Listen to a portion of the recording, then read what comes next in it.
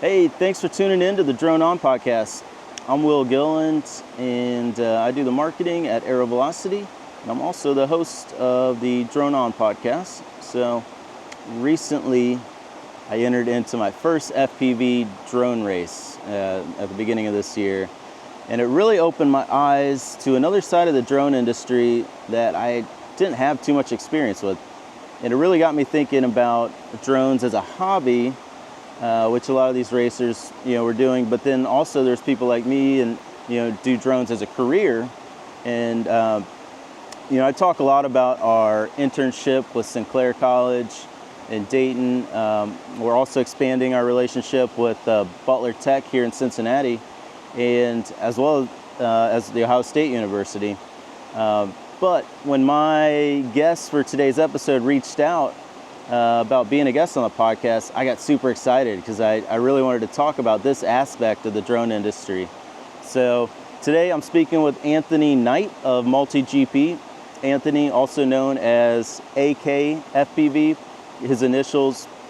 And in drone racing, a lot of times, instead of using your name, you almost have like a call sign. So Anthony's is AK, and he is a multi-time champion drone racer, and now he's also the director of sales at MultiGP. And so Anthony has his own drone filming company called iFly Digital Drone Co. And he flies at like country concerts, and he does all sorts of stuff with that. But he also has a background, it's kind of similar to me, in drone delivery. And Anthony had worked for Drone Up. So anyway, stay tuned. You'll find all about that here in the episode. One last thing. When I was editing it, for some reason there's an issue towards the end where the audio wasn't syncing up with when we would speak. So I apologize for that. I don't know if it's my computer's just getting old or if it's the software, but please ignore that if you're watching. That's all I got. I appreciate you being here, and here is Anthony. Perfect. So yeah, name's Anthony Knight. Most people in the drone world know me by AK, FPV, just my initials. Pretty simple. But yeah, I've been involved in flying drones for about 12 years, racing for about 9, professional racing for about 7 now. And I have always had a big love for the hobby. I just love everything about it, from the community to the adrenaline that it provides. And, I have a very strong sales background, and the opportunity arose with MultiGP for wanting to start a sales department.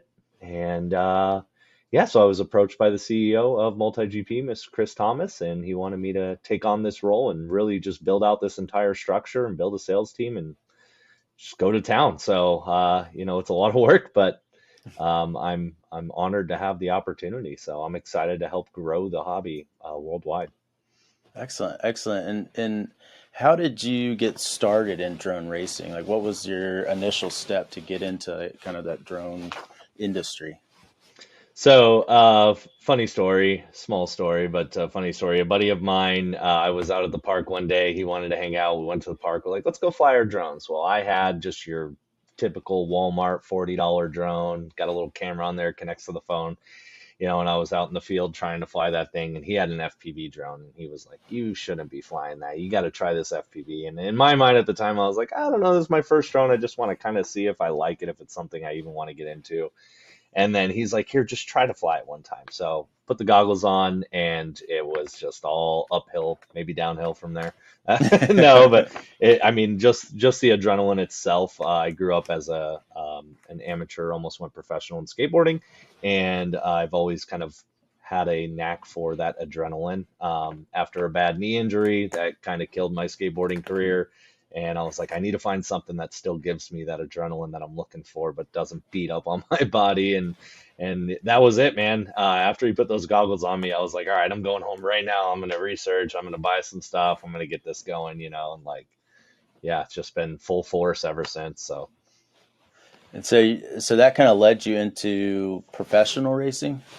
I'm very competitive. I've always been extremely competitive. So that's it. Yeah, entirely. I was like, wow, they have the freestyle side, they have the drone racing side, and many people do both, but I just knew that I wanted to compete. I was like, I know there's a drone race coming up here in 2 months. I have no idea what to expect. I'm going to practice for 2 months and I'm going to show up and I'm going to be the new guy on the block they've never heard of. And I'm just going to crush all these guys. And I wasn't able to even finish one lap. Going to this race, I learned very quickly how difficult it is to navigate through a race course. In my mind, I thought it was going to be much easier, and it was. And that was not the case. And for me, that was just the fuel to my fire. I was like, okay, I got to keep going at this. I got to keep practicing. So, Yeah, I've kind of got a similar, very new to the drone racing league. I've been in the drone industry for quite a while, but just kind of started getting into drone racing.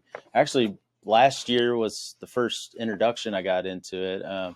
One of our technicians, Joe Sams, has been racing in the year. I think this is his 6th year in a row that he's been a part of the in United States Air Force Museum of Dayton, Ohio. It was his first, oh, he's been a part of that group for 6 years, and it was my first year being introduced to that. And kind of the same thing. I thought like, oh, I'm a pretty good pilot. You know, I've practiced in the simulator. I can do this. And the very first lap, I couldn't even complete it. I was humbled completely. And after the first lap, I was like, man, should I just forfeit? You know, I didn't feel like I could even make it through. But after a couple of times, I was able to complete the lap and get through it. But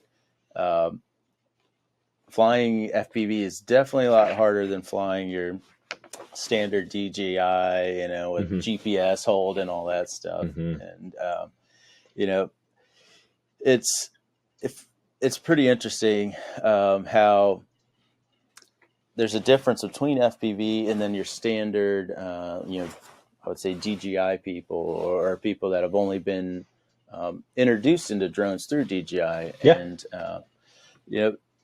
I was going to say if you could tell us a little bit about MultiGP, for the people that may not be aware or have heard of MultiGP.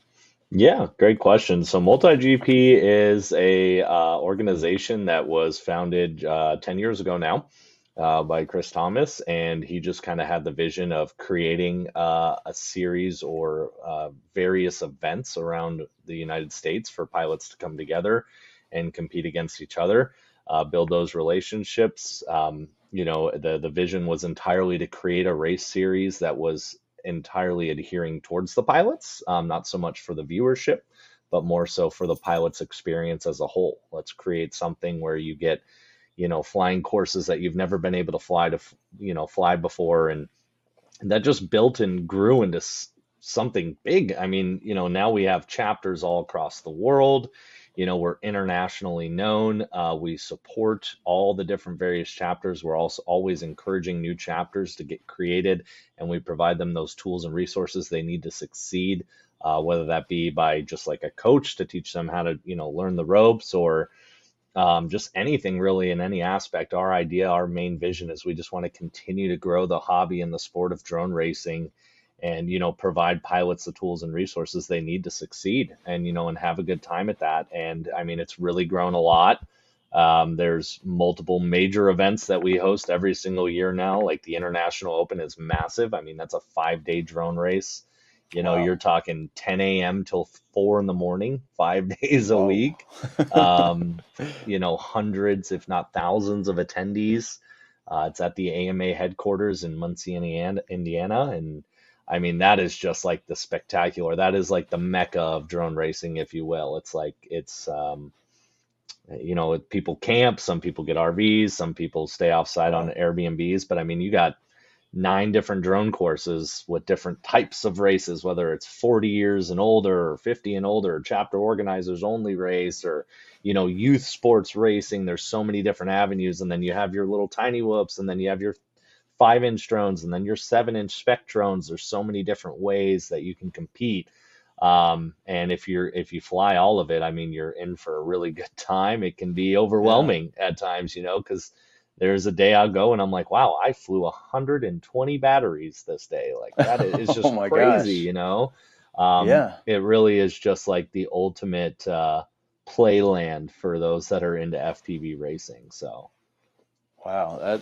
That's fantastic. That sounds exciting. And I just saw a little portion of it at the race the other weekend, but I can see how like something big like that, can draw an audience, and it can lead to people that may not have ever heard of FPV racing, and then all of a sudden they're somebody they know is at this race, and can open the world up to them. Right. That's just pretty exciting. How does MultiGP support new pilots? Say somebody like me that mostly grew up on DJI, but is interested. I've flown the little tiny whoops. I didn't bring them out, but how does MultiGP kind of support and help grow pilots, into drone racing? That's a really good question, and one of my favorite ones to talk about, actually, because you can create a free account on multigp.com, and that's truly where it all starts. You have the ability to look at a map view and find local chapters around you that are a lot of people just don't know where to turn when they're newer into drone racing. Also, sometimes one of the biggest things I hear of why pilots don't come out to races even when they find them is because they don't know how a race works. They're discouraged. They're worried. And they quickly learn that we're here to support them and help them out. So the first step, really, just go into the MultiGP website, creating a free account there, and you can explore all the various chapters around you. All the events are on there, just everything in general, and you can link in with these local chapters that may be 5 miles down the road from you that you didn't even know existed, but they do. There's hundreds, thousands of them out there. And, a lot of them are hosting races weekly, bi-weekly, once a month. Some even run as much as 3 or 4 races a week, and, that's the biggest thing that I always tell people, because they do get discouraged. They don't know, they don't know proper race etiquette, and that's perfectly acceptable. We want to educate those people. That's one thing we promote heavily, is like, we want you to come in new, and we want you to feel comfortable, and we assure you that you will when you leave. And that's what I've noticed too. We here in Arizona, we've been hosting weekly tiny whoop races every Thursday night for 7.5 years now, every single Thursday, unless it falls on a holiday, So, I mean, we're always encouraging new pilots, and that's the thing. They're like, I don't want to come because I don't know if I'm going to be able to compete, and that's not the idea. This is a learning experience. It's for everyone to have fun, enjoy, kind of get their feet wet a little bit in the world of drone racing, and then we walk them through it. I mean, whether that be, let me show you how to change your video channel. Sometimes they don't know how to do that. We can teach them those things, right? We can be a source for them to build their knowledge. And it happens every time. When they build up that enough courage to come out the first time, they're going to be back the next week after that, and the week after that, and so on and so forth. And that just helps them. They're like, man, they took me in like I knew nothing. I felt awful, but now I'm here, and they treated me like I'm one of them. And that's what it's all about. We want to help new pilots get into this and not feel discouraged whatsoever. We want to kind of paint that roadmap for them, and teach them how to drone race properly and safely, which is very important. Yeah, that's fantastic. And I was in a similar situation where I recently started getting into fly fishing, and I've fished my whole life, but I've never fly fished before. And there's a lot of words and phrases that I hadn't heard before, and items like a tippet and your different float lines and weights and all that stuff. And it was just like almost like information overload. I feel like maybe sometimes drones can kind of be that way as well, with like your different styles of analog versus digital versus HD0, all those different types of things, as well as different controllers. There's a lot that goes into drone racing that can kind of be confusing to beginners. And back to the fly fishing, for me, I joined a Northern Kentucky fly fishermen's group. I went to one of their meetings. It was free. Come on in. And all these guys were like, hey, let me show you all this. And, I can help you build your own fly rod. And I feel like the same's kind of in the drone community. All these guys that have the knowledge are always willing to help you learn. They're always like, I've got extra props here. If you break one, I'll got one for you. And, let me show you how to program this real quick. And I think that's awesome how MultiGP is kind of a supporting, community, helping kind of get new drone pilots comfortable with a lot of these things that may seem boring or almost discouraging, like I just don't, Hmm. so much to learn. I'm not even sure where to begin. Well, yeah, like you mentioned with fly fishing, I mean, it just takes that initial courage, to go because you're like, Yeah. you don't know, and that's normal. Hmm. Everyone starts somewhere. And that's the nice thing about the community is people understand that we all were there. Everyone was there at one point. Hmm. No one, Yeah. I've never been a fan of someone that may treat someone a little differently because they might be more skilled at a specific hobby. That's Hmm. that I Oh I yeah. personally don't think you have any right to be that way. I mean, that's just my personal opinion, to each their own out there, but I mean, we all started somewhere. I might be better than you in drone racing, but you would absolutely school me in fishing, right? So like I could use your knowledge if fishing was an avenue or a hobby I decided to pursue. And I feel like it kind of goes both ways, right? You want to give out that support, to also expect to kind of receive it. So Absolutely, absolutely, and not to change subjects, but kind of something that Aero Velocity's been, um, you know, heavily investing in is internship programs with mm, one of the local colleges. Sinclair College has a UAS department program where they allow or help students get degrees in drones, and so I guess for somebody that's getting into drone racing, maybe as a hobby, but maybe interested in doing drones as a career, do you think MultiGP can kind of help foster that idea or mentality of like, hey, I love racing drones. I'd love to do it for a career. that's a great question. And we actually have a direct system in place for something of that nature. For example, maybe a business, let's just use a business, for example, reaches out and maybe they have an arcade. And they're like, hey, we're located in Fort Lauderdale, Florida. We have this really cool arcade. We've seen some really cool drone fly through videos of various places. We want that, but we don't know where to turn. So maybe they went on Google and they typed in drones and they found multi-GP. Well, great. They can inquire through our website directly, and we'll link them with local pilots that are capable of, performing these duties, that are Hmm. not only licensed, registered, insured, which are very crucial in the filming side, but, we can link them with those, which gives potential work to those pilots, without them even needing to go out and look for it. Um, so I mean, there is that So, support system in play already on our hmm. end, so which is really cool, and we've seen some good success from it. That's something we recently integrated, and it's been really cool. I've it's created a lot of opportunity for people, and I mean from there you do the one shoot, and then who knows, maybe the next arcade down the road is like, wow, I saw this video you did, or this video you guys have on your website. Who did that? And then they can connect them with that pilot, right? And now you're building more Hmm. connections and finding more potential gigs out there. There's definitely a lot of avenues for careers in drones. Hmm. Totally. I mean, of all different aspects, right? You have agricultural. You can do. I worked in drone delivery for a while. I was delivering Hmm. groceries for Walmart via drones out here in Arizona for about 2 years. That was really Hmm. fun. I mean, it's exciting. There's so many different ways that you can go with it. Like I mentioned, I have my own filming business. That's another route you can take. Some people are really trying to get into the whole filming side, which FPV drones are great for, So Hmm. there's really, I mean, the sky's the limit. There's so many different ways you can take it. Yeah, absolutely. And speaking of kind of the filming, yeah, I know that the DJI O4 Air unit just recently came out, but I Mhm. wanted to ask you kind of um, you know, what are some innovations or some advancements in technology that have kind of made an impact on drone racing in these recent years?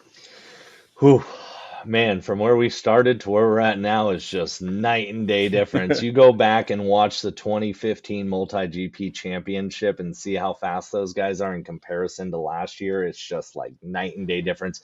And that's all Wow. thanks to just the innovations and advancements in the drone technology as a whole. I mean, Hmm. honestly, every factor of the drone and all the components play a key role in that. Motors have become more robust, faster motors. The electronic speed controllers are able to hold higher amperage.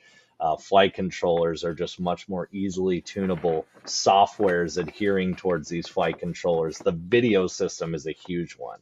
I mean, analog was pretty much the only thing of drone racing in general for a very long time, up until about maybe 3, maybe 4 years ago, HD0 came into the picture and they took the entire market by storm.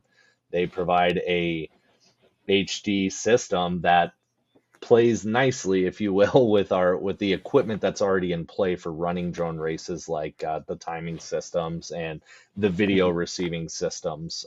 So, I mean, really, it's just everything. Truly, I mean, the Mhm. frames have gotten lighter, stronger, more compact, just everything about it. And then it really incorporated 3D printing and drone racing go hand in hand. I mean, you can really, in Oh yeah. these days, in my mind, you if you want a proper racing drone, you need 3D prints to hold your Mhm. camera, to hold your antenna, to provide some type of arch on top of the drone so that if you crash upside down, you can flip over with your propellers not all, fully in the ground. I mean, there's so many.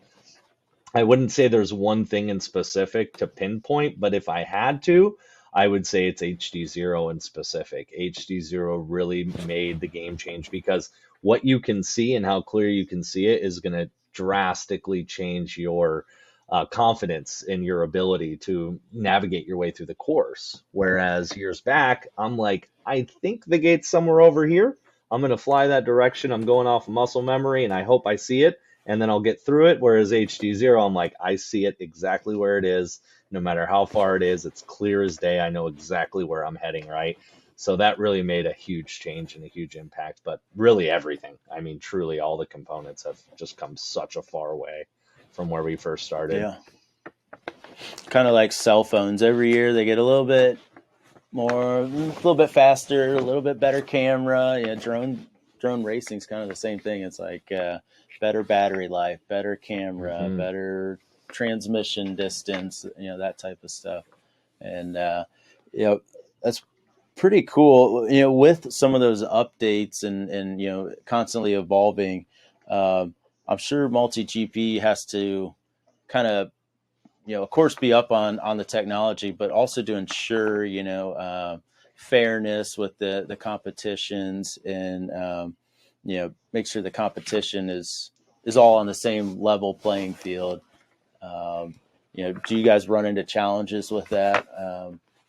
Within the races. That's a good question. So one of the, I mean, with drone racing in specific, the bigger side of things was open class. That means fly what you got. Doesn't matter how big, how Oh, small, how gotcha. fast, how slow. It does not matter. Wow. Which Okay. actually still is kind of the bread and butter of drone racing. However, spec racing is become a really big popular thing these days. I'm a huge fan of it, where you're limiting people to they have to be at a specific weight, they have to use the same battery, they have to use the same size motors and KV motors, they have to use the same propellers to create that sense of fairness, right?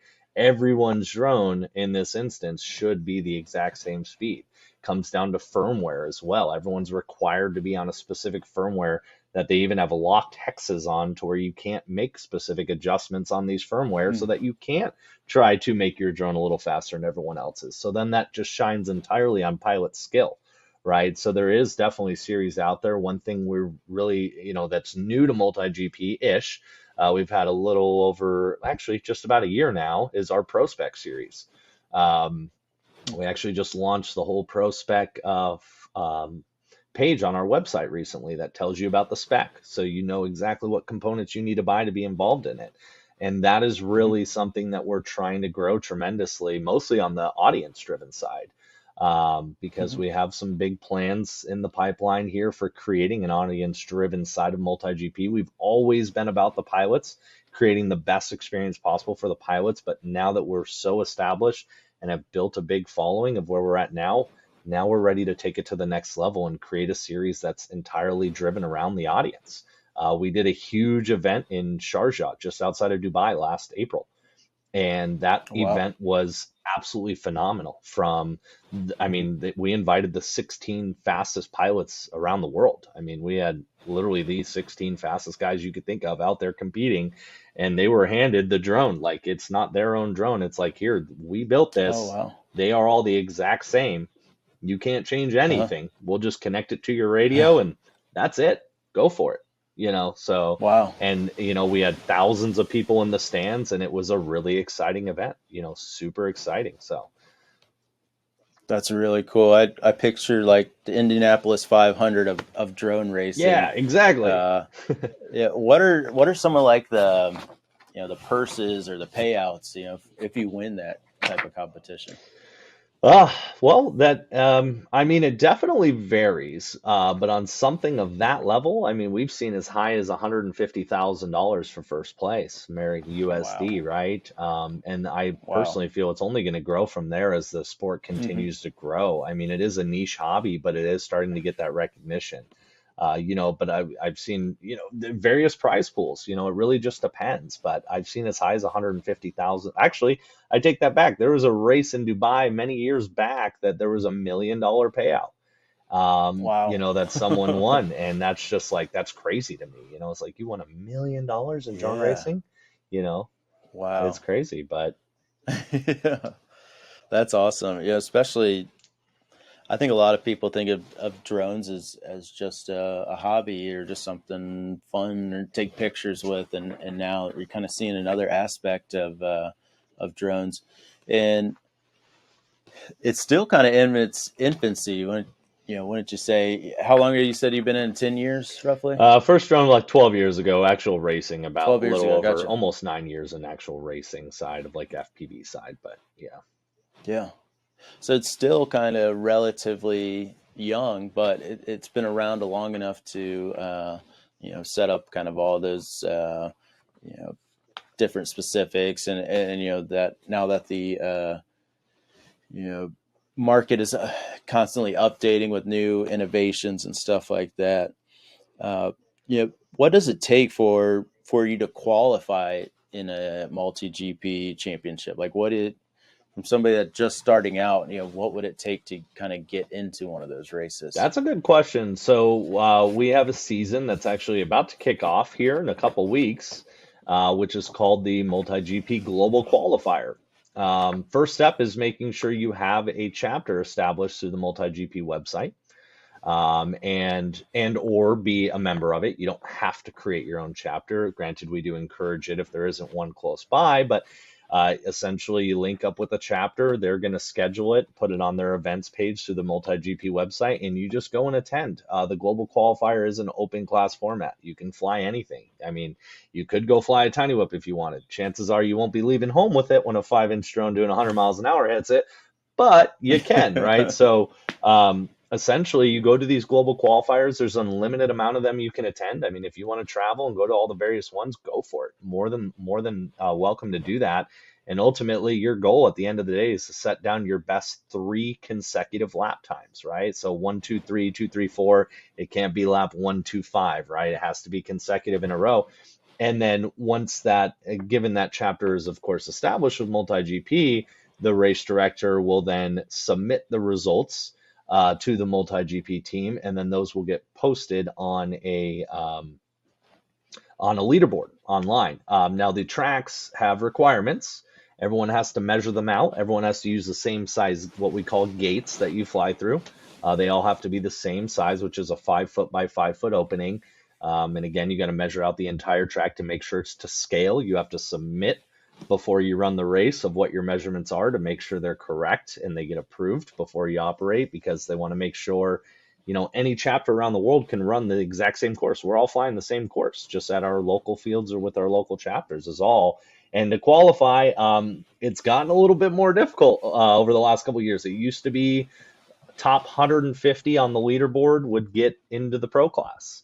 And then 151 to 250 would be in the sportsman class, which would be normally a 6-day event. The first 2 days are dedicated to sports, then the next 4 days are dedicated to the pro pilots because there's more pilots there. So that's why they get a little bit more time and days involved. But now you have to qualify top 64 to make pro, and we're talking Wow. thousands and thousands of pilots. I mean, as high as 5, 6, 7,000 pilots that are entering to try to make it to this world championship, essentially. So, Wow. 64 is a tough one to shoot for. It is, and then the sports class, if I'm not mistaken, I know it was a recent change, but I believe they only take 48 thereafter for sports class. So, it's Wow. it's not an easy task, but it's a huge accomplishment if you are able to make it into that. So Hmm. Wow. That's It's crazy how rapidly the sport's growing, and it's just really cool. Do most of your racers start out as hobbyists, and do you see any of them kind of transitioning from a hobbyist into professional opportunities?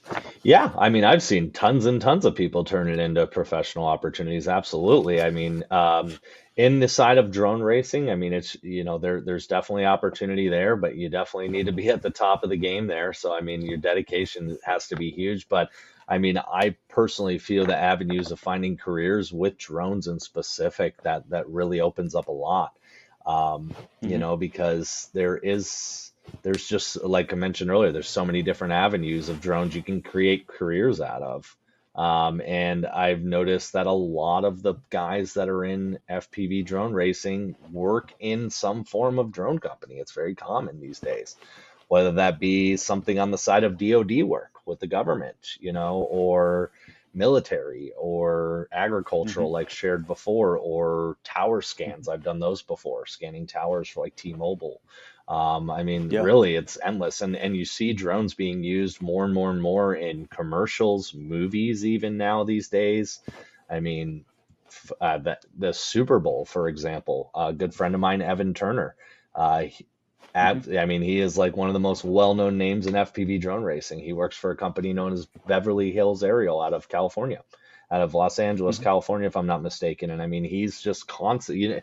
I always like to play the game like, where's Waldo? It's like, where's Evan? Because you don't know. You never know. I mean, one day he might be filming the X Games, and then the next day he's here filming for the Super Bowl, and then they did a cool bit at the World Series, and it's just like, and it's just so awesome to see that Wow. opportunity. And I mean, he has his own FPV company as well, known as 533, really Hmm. awesome company. Hmm. But, I mean, his life is entirely drones. He went from being a young kid as a hobbyist, flying around with his dad, some airplanes. They decided to get into drones, and he got really good. He became a two-time world champion. He won Drone Racing League DRL before. Then he became an Wow. announcer on DRL, and now he's working at Beverly Hills Aerial. He has his own FPV company. So, I mean, the opportunity is endless, really, right? So that's just Wow. to share just one success story of one person I know. I mean, it's just awesome to see. It's really awesome to see. Yeah, absolutely. And that kind of made me think back to when you had mentioned 3D printers, and 3D printing kind of going hand in hand with drones. And when I worked for Workhorse Aerospace as a test pilot, we used a lot of 3D printing, prototyping parts, and manufacturing parts and stuff like that. And I think somebody that's maybe doing drones as a hobby that wants to get into drones as a career, diversifying yourself, being able to say, oh, I have experience with 3D printing, or I've operated cinematography type drones, and stuff like that. All that kind of stuff kind of helps add to your resume, Absolutely. and that's something we look in. Some of the drones that we use at Air Velocity are the same drones they use in cinematography. The Alta, or the Free Fly Systems Alta X, Hmm. is a heavy lift cinematography drone, and that's one of our main workhorses that we use almost on a daily basis, if not weekly. So, what are some other ways that you could see where aspiring drone pilots to kind of help diversify their background and either a make them a better race pilot, or also help them get a job within the drone industry? Support system in itself kind of speaks for itself, just kind of relying back on what I had mentioned earlier, just how everyone is so willing to help people out, teach them the ropes. And, Yeah. one thing that I feel is very important in the world of drones is having an active Part 107. Having that Hmm. certificate is pretty important, especially if you intend to obtain some type of career path in the future. Uh, Pilot Institute is a company that we partner with here at MultiGP. I personally use their services for taking my test to get the Part 107 certificate, and it Hmm. was just a breeze. It was the easiest thing I ever think I have experienced as far as like a learning goes to actually going to take the test. They just do a really good job at outlining everything, which is good. You need to have that proper knowledge because we are operating in airspace, which is still kind of a fine line on where drones are at, right? Because they're so new. So Oh that yeah. the FAA is really making adjustments to play, make sure that they are able to monitor it best as possible, but ensure their safety. That's really, really important. But I mean, in the side of career path, I mean, just understanding how to operate the drone as a whole and holding that active Part 107 really qualifies you truly for a majority of Hmm. jobs that are out there. Amazon has their Prime Air. That's about to Hmm. blow up, in my opinion. They just opened a hub out here in Arizona, and from my understanding, they're going to be hiring on thousands of people here over the next coming Wow. months of various places all across the United States to handle their autonomous Hmm. drone delivery. I mean, the amount of Yeah. job opportunity that's going to open up with just Amazon in specific is huge, Hmm. absolutely huge. I actually spoke with them a little bit about kind of their opportunity they provided. They wanted me to be a research and development pilot for them, flying the drones Wow. manually because they needed to make sure I was able to fly them manually. And one of the questions they asked is, how many logged flight hours do you have? And when I answered them, it was about 18,000. They're like, no, no, no, no, no, no, no. How many log flight hours? I'm like, no, no, it's 18,000. I've been doing this for a while. Like I have a lot of hours under my belt. And they're like, I can't believe, never heard anybody that has flown a drone that much before. Like, are you sure? I was like, yeah, I have logs. Like, I can send you the logs. Like, and they're just like, Wow. holy cow, you must be really good at it. And I'm like, I mean, I'm not here to toot my own horn, but I'm pretty competitive in comparison to the rest out there. I've been a three-time world champion of micro indoor drone racing, tiny whoops. I've won the world Wow. championship 3 times now. Out of the last 6 events, I just got second place 2 months ago in it. Almost snagged another first, but yeah, I mean, there's so much, there's so much potential, and it's not going to slow down. It's really not.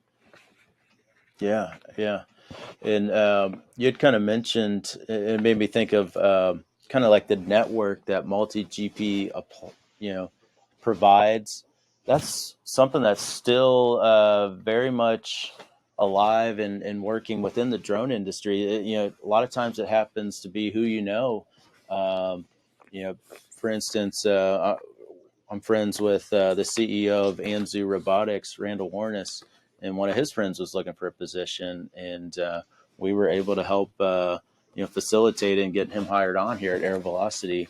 And I sometimes, even if you're posting on LinkedIn or any of those kind of job Hmm. websites, sometimes that stuff gets passed up, but word of mouth is so prevalent, within the drone industry, and knowing the right people and making those connections.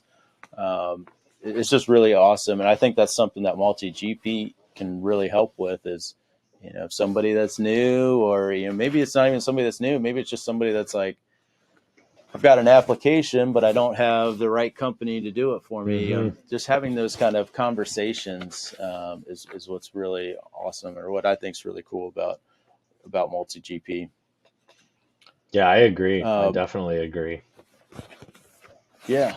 Uh, so just kind of the future of MultiGP and drone racing. What's next for MultiGP? I know you kind of mentioned some exciting projects or events that are coming up. I was going to see if I can ask you a little bit about that.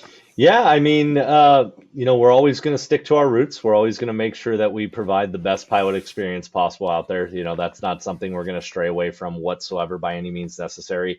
But truly, kind of just relying back on that Sharjah event that we did last April, that really opened our eyes to opportunity on the spectator side. Um, Mhm. there's not a lot of organizations out there that provide drone racing as like an entertainment event that you can go to. I mean, if you were to Google right now, drone race near me to go watch as like a spectator, you're probably not going to find anything, right? But as the industry continues to grow and the interest continues to grow, there's more and more people wanting to get involved and wanting to see what it's all about. And we're taking that as kind of like our opportunity to, come in and do it because we know how to run a race well. We know how to run it properly. We know how to do the production side of things at a very high level. That's not an issue. So, we've done that for many years on end. And after having our huge success in Sharjah and seeing how much excitement there was built around that audience, we're like, wow, this opportunity is huge. We've never had sales here at MultiGP ever. Everything's been internal inquiries. They go to our website, they find us, they email us, and then we, meet with them and see what they want and see how we can deliver. And after the Sharjah event, again, direct outreach to us for that event, that just made us realize, Mal, how many other organizations are out there that want drone racing? They just don't know where to turn to. So let's create something where we're doing that outreach and we're creating those, what's the word I'm looking for? Partnerships, if you will, or, and just exploring what their big picture goals are. We customize everything entirely towards their needs and wants. We're not here to say, this is how it's done, A, B, C, D. Here's what it is. Hope you like it. No, like, let's figure out and understand what your goals and aspirations are. How can we help you reach those goals? And how can we deliver a show that's going to be memorable? We want everyone leaving there saying, that was the coolest thing I have ever seen in my entire life. I cannot wait for the next one, right? But if there isn't those around there and they come few and far between, there's not that opportunity for those spectators to go watch. And that's just going to help create more pilots, as people come to these events and spectate. I mean, that's kind of our big picture goal. I'm personally very focused on building an audience driven series that's international. My goal is to have 6 to 10 races around the entire world in various venues that are strictly audience driven. So it's really easy to follow as an audience. That's one of the big things we hear all the time. How do you guys know which way to go? Well, there's some ways that we figure that out, but nonetheless, we try to create a very simplified course that's very easy to follow, right? Here's how the course works. It's super simple. We put bright LEDs on these drones. You got the blue guy, the red guy, the green guy, super easy to follow, watching those LEDs as well. And just, creating a really simplified race format that's just really easy to understand. Because if I explain the normal race format to an everyday person, they're probably going to sit there scratching their head like, I don't know what you're talking about. So we try to really kind of dumb that down to keep it audience driven. So that's kind of our big picture goal right now over the next year or so. Yeah. Yeah. And somebody that listening that may not be, well versed in drone racing, for me, I was surprised how, YouTube and drone racing go hand in hand. Like for the race that I raced in at the Air Force Museum, the course was on YouTube, so you can watch a video and somebody going through the course, and you can, learn it that way. There's also a simulator that you could download and practice on the virtual simulator. Just connecting the actual controller that I was using in the race, I could just plug it into my computer and practice with it. So that was really, really cool.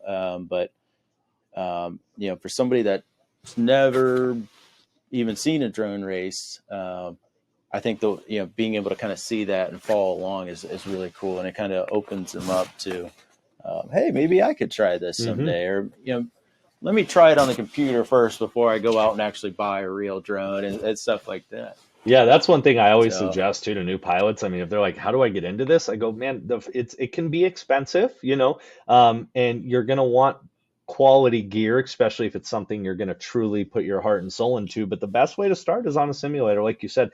Cool thing is most people have an Xbox or PlayStation controller laying around these days. You can use those for the drone simulators. You don't have to go out there and buy a transmitter. That can give you a great way to try to, okay, I can go spend $20 to go buy Velocidrone and run this simulator with my Xbox controller and see if I want it, and if I think that it's not enjoyable to me, well, cool, I'm only out $20 versus I'm going to go invest and buy the best set of goggles and the best controller and the best drone parts out there and spend thousands of dollars and then turn around and say, I'm not really into it. Now that's a much bigger loss. So I always suggest a simulator because you're not breaking anything in that instance. You can crash as many times as you want, over and over and over again. You're good, and that's a huge training tool for many of us. I mean, I use it weekly, at least 2 or 3 times a week. I'll be on the simulator practicing myself. That's just a normal tool to be used. I mean, even in professional car racing too, right? Formula One drivers, they utilize simulators. It's very common, same thing. Yeah. When we hire pilots, part of our interview process can be to put them either on a tiny whoop or in a simulator and see how they fly, using manual controls. We practice scenarios. Okay, your GPS just died. How are you going to get this $50,000 drone with $100,000 LiDAR? How are you going to get it back on the ground Yeah. safely? And so, all that type of skill and practice and stuff goes into, some of the work that we do. So we kind of try to keep our pilots, keep them up on their skills and simulators and stuff like that. Also, one thing I wanted to mention, being in like a group like MultiGP, say you do start flying the simulator and then you like it and you're like, okay, I'm thinking about buying my first drone. I'm sure there's somebody within your chapter that probably has an old drone lying around that maybe they started with, Mm-hmm. and they'd be willing to give you for fraction of what it would be new, or if you start building your own, or maybe they'd help you with parts. You get a part from this guy and a part from that. So that community thing, there may be people that are willing to help kind of get you up on your feet for a much cheaper entry Yeah, level. definitely. And I mean, there's really popular, widely used on Facebook is the FPV marketplace. You can find a lot of Hmm. secondhand gear on there, from trusted sellers too, which is a great outlet. But yeah, you're not wrong. I mean, a lot of the top drone race guys out here in Arizona, I'd say twice a year, I'll bring a big box of parts that I just don't use anymore, for various reasons, and just say, go ahead, guys, grab what you want, take it. I'm not going to use it, Oh, so that's it's awesome. it's up to you. I had a fellow FPV pilot out here recently quit the hobby, unfortunate, but he did. And he's like, hey, you of all people are going to know best. He gifted, they're older, but he gifted like 40 drones, like these outside 5-inch Wow. freestyle drones. So Wow. I took care of a couple of the younger kids that I know that have been wanting to get into it. Here's a drone, here's a controller, here's goggles. Like, have fun, get into it, enjoy. Like, wow, it's so excited. But with what was left over, I brought it over to a local hobby shop that we have that does drone repair. Same thing. I'm like, you Hmm. guys should, if you guys want these, fix them up if they need it. Maybe sell them for cheap to help people get into the hobby. And educate them and Hmm. spread the love of FPV. So. Yeah. And one thing at the Dayton Air Force race, even though I didn't even place anywhere near the top, I still was I won a fixed wing drone. I was completely surprised. I never imagined that I'd be in the raffle or anything like that, and somehow I walked away with a fixed wing. I think it was called a Strix Goblin. I'll put a picture up in here, but really cool fixed wing drone, and I was just blown away. But I thought that was really cool, and that might be a draw for somebody that's getting into it. Some of the things you can win at these Mhm. events. So just kind of in closing, so where can people find more information about MultiGP and some of your upcoming Right there events? on our website, multigp.com. You're going to find everything you need from chapters, events that are coming up. You'll see a list of our timeline of events. You can go to specific chapters and see their events that they're hosting in the local areas around you. There's tons and tons of information on the various classes. And there's really just tons of tools and resources that are readily available to you. And if you can't find your answer, we always have the online inquiry section too. You can submit an inquiry. We're happy to respond to you and help you out in any way that we possibly can. But the website itself is extremely informative. So I would suggest checking that out. Absolutely, yeah, and I'll have links to that in our video description here on YouTube and Spotify and our website, aerovelocity.com. Um, so that's about it. Any final thoughts? No, no, I think this went really good. All right, Appreciate your well, time. absolutely. Thank you for being on the Drone On podcast by Air Velocity. And I encourage listeners to stay tuned. We got a couple more episodes coming up with some exciting guests. And I think we'll go ahead and wrap it up there. Once again, thank you Awesome. again. Well, thank you.